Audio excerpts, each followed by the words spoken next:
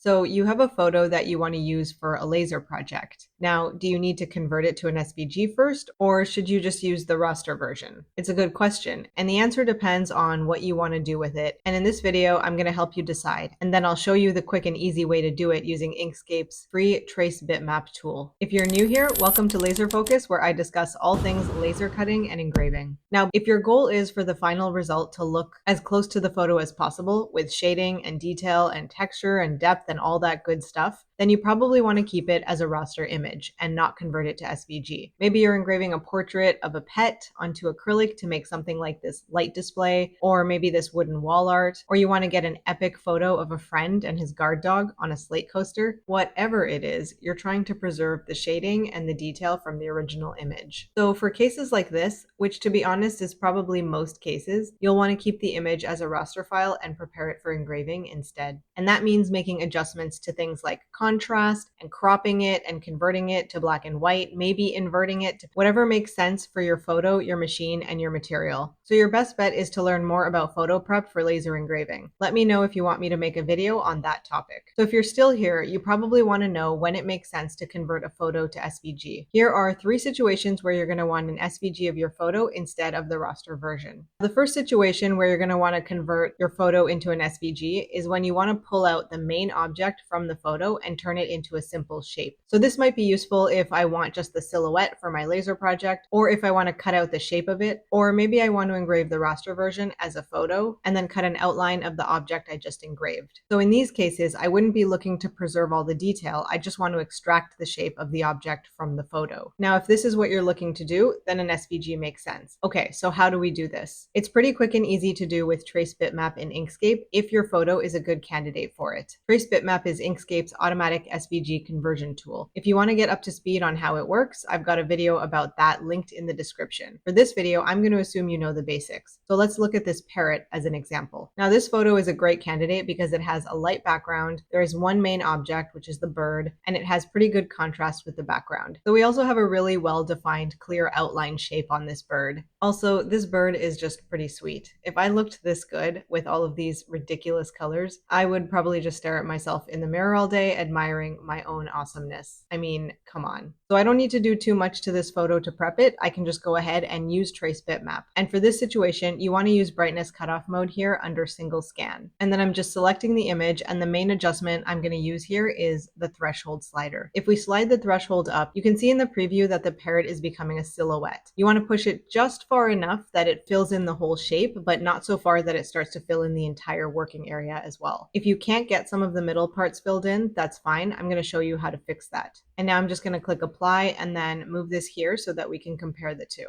Okay, so here's how you clean up these little bits and pieces that didn't darken. You just go up here to the node tool, select it, and then I'm just highlighting the nodes and then just clicking delete. Okay, so now we have our silhouette, and this gives you a few options. If I bring this into laser software, which in my case is Xtool Studio, I can engrave it as a solid silhouette if I want by clicking engrave here. So that's one way to use it. But since we've got a vector path of this shape now, I can also use it as an outline. So for example, I can cut or score around the shape, but I can also engrave the original bird image as a raster photo after removing the background, and then I can use this outline to cut the bird out. The only thing is that I would have to make sure that I keep them aligned and together, because once I move the outline off of the object, it's hard to align them again. Now, it's worth noting that in some software, you can do this without having to create this outline. So for example, in Xtool, I can use this offset feature to just create that cut line if I set the offset to 0. So you can see here that it has created an outline. The only thing is that I have to have a version of the PNG where the background is removed. But if the program that you're using doesn't have this feature, then using Trace Bitmap is an easy way to do it. Now, this works when the subject is easy for Trace Bitmap to separate from the background. But in this example here with this dog, the background isn't as clean. So in the preview, you can see that if I adjust this threshold slider, I'm going to struggle to get a good silhouette of the dog without also having background noise. So for something like this, we would need to remove the background first.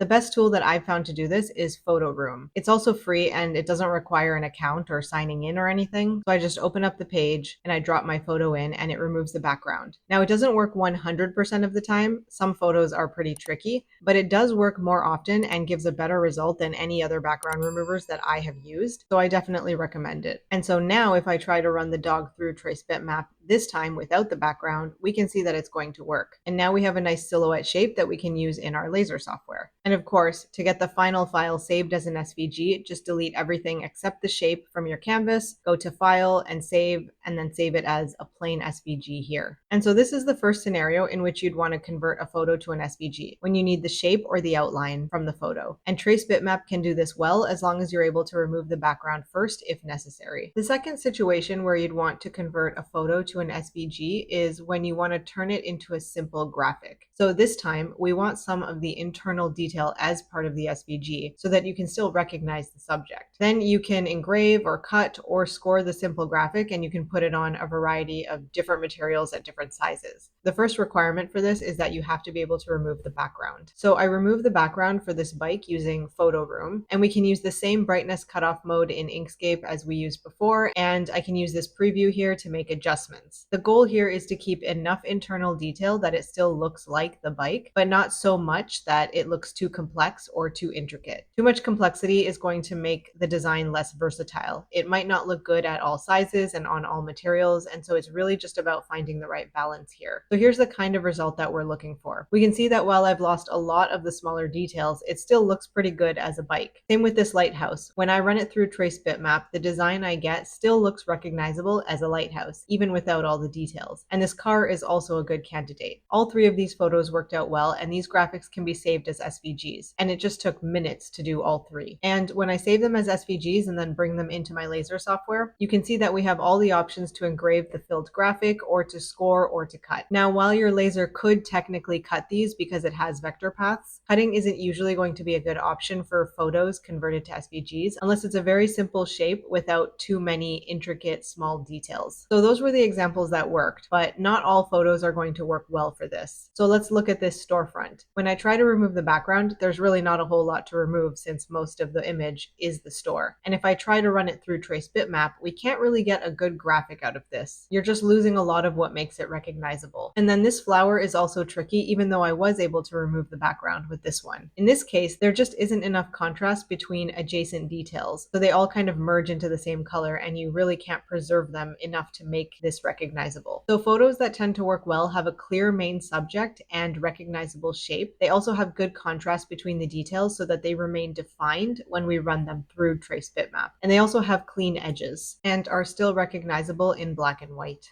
And on the other hand, photos that aren't great candidates are going to be the ones that don't have a clear main subject, where important details are too small to convert well, or they don't have enough contrast around them. Honestly, the best way to know if a photo is going to work well being converted to a simple graphic is really just to try it. It takes just a few seconds to play around and get a sense of whether it's going to work. And if you do get it to work, you end up with this simple SVG graphic that you can use with your laser cutter forever. Now, these days, it's really easy to find graphics, but I think that this conversion is especially useful when the subject is something that is personal and means something to you, like it's your bike or your car or your lighthouse. So that's our second case where converting a photo to SVG makes sense. And finally, the third situation where you might want to convert a photo to an SVG is when you need a scalable version of the photo. So if you have a low resolution photo and you want to engrave a much larger version of it, the raster photo will probably be too pixelated and blurry to look good at that size. SVGs are made of vector paths and shapes, and you can scale them without losing resolution. But the catch is that the SVG version will not look exactly like the image. It's going to be more like a stylized version, and it won't necessarily work with all photos. So as an example, let's look at this dessert. First, let's take a moment to admire it and wish that it was in front of us so that we could gorge ourselves. And now, since we can't actually eat it, let's see what we can do with it. If I do the usual thing I've been doing, which is run it through brightness cutoff mode under single scan, this is what I'm going to get. Everything here is flat and one tone. And we want to try to preserve as much of the look of the photo as we can. So instead, this time I'm going to go under the multicolor tab and use the grays detection mode from this dropdown. Now with this setting, Inkscape will break the photo up into a few grayscale vector shapes. Now when we're doing this, we want to keep the number of scans low, and you're going to see why as we go through this. So I'm going to set the number of scans here to 6, and I'm going to tell it to remove the background layer. The background layer is just a big square around the plate, and we don't want that. Now, when I click apply, I get this SVG here. So this is no longer a raster photo. It's a series of layers that are grouped together. There are 5 layers here. If you recall, I had specified 6, but the 6th one is the background that I told it to not include. So here we have our 5 layers. Now, let me backtrack and show you how this works. When they're outputted, they're grouped together. You can see the group here in the layers panel. When I double click the image, I enter the group, and now I can move each of the individual items in the group around. But just be aware that if you move these, it will be pretty much impossible to align them properly again. So if you want to isolate layers, the better thing to do is to hide the layers you don't want instead of moving them so that you can keep them all aligned. Okay, so now what do we do with these layers? So here's the cool thing. Here, I've brought them into my laser software, which is Xtool Studio. And because this is an SVG, I can resize it to whatever size I want and not lose quality. But in order for this to work, I have to use different settings for each layer to try to mimic the relative lightness and darkness of each layer. If I engrave these all with the same settings, it's just going to look like one uniform engrave in the shape of the dessert, which is exactly what we get with brightness cutoff. So in order to see the different tones that make up the detail of the dessert, I have to use different settings. And if I can pull this off, I'm going to have a large stylized version of my photo that still has some of the detail that would have been lost with the brightness cutoff option. And by the way, this is why I said we should keep the number of scans low when we do the trace bitmap, because each scan produces a layer, and if we had too many layers here, we would need different settings for each of them, and it would just get way too complicated and not be very effective. So here I did some testing to show what this actually looks like. Here's the dessert. I used really light settings for the plate layer, and then the darkest and deepest ones I used for the berries. In comparison, here's the version we get using brightness cutoff in Trace Bitmap. In brightness cutoff, you get the entire engrave being one tone and texture, and you lose a lot of the structure of the dessert. You can't really tell that there are different parts to it. You can't separate the berries from the sauce and the ice cream and the mint leaves. It's flat. But with multicolor grays, you can change the tone and texture for each of the layers. I think next time I wouldn't choose such a deep engrave, just a shallow engrave, but with a darker tone than the other layers. This option gives you a lot more control and ability to distinguish the different tonal regions, but it does require some tinkering. Now, there are 2 things worth noting here. First, when I did the brightness cutoff version that creates the single color SVG, I could not get the plate to come through in the trace. So I actually stole this plate from the multi-layer grays scan. So just keep that in mind. Also, it is worth saying that I did very little testing to find the right settings for the multi-layer grays version. I just used a test grid that I already had and picked some shades and took my best guess. You could definitely get this looking better with improved settings. And of course, this multicolor grays approach only works on materials where you can actually get different tone gradients when you engrave. So wood is a really good option for this, but there are some materials where you would not get any variation in tone. So if you need to create something very large that's bigger than your raster image resolution allows, using the multicolor grays method in Trace Bitmap might be worth the time and testing. And I don't really know, but there might also be some utility in using this method even if you're not looking to scale your engrave, because you can apply different laser settings to the different tonal regions in the photo. If you can think of cases where this might be useful, let me know in the comments. And just remember that this method is not going to replicate the details of your original photo like a raster engrave will. And so that is the third scenario in which it makes sense to convert a photo to an SVG, and Trace Bitmap in Inkscape can be useful for that. And if none of these methods work for your photo but you still need an SVG, the next option is going to be manual tracing. So for this, you would use digital drawing tools to trace or rebuild the parts of the photo that you need instead of using automatic conversion tools like Trace Bitmap. I'm going to be covering manual tracing in an upcoming video, so if you want to learn that or just learn more about converting to SVG for laser in general, check out this playlist here.